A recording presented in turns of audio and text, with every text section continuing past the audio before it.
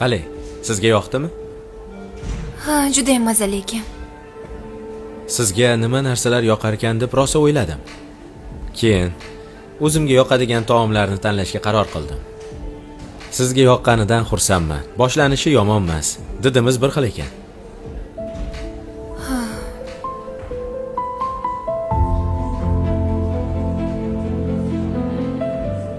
Qolgan jihatlarimiz ham bir-birimizga mos tushadi degan umiddaman.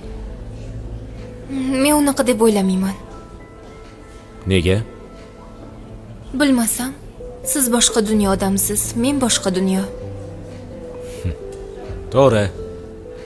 Siz oliy ma'lumotli, o'qigan mutaxassissiz.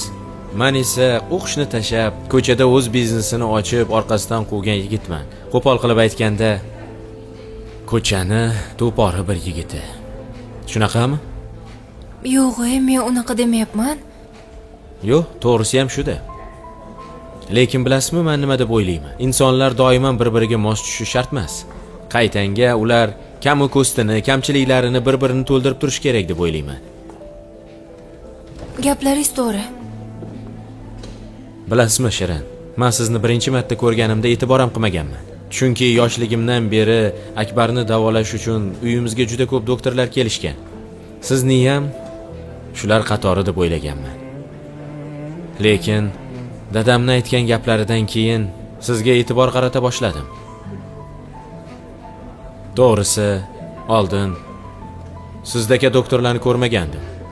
Bemorlarga mehribon, jonkuyar, xuddi o'zini yaqiniga mehribonlik qilayotgandek, g'amxo'rlik qilib, ularga juda ham mehr ko'rsatib qaraydigan doktorlarni.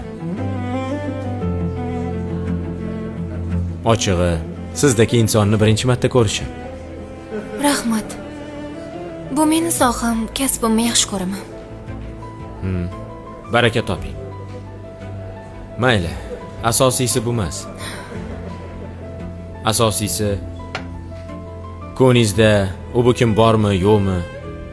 Gap shunda. Tortinmasdan gapiravering. Men munosabatimizni boshida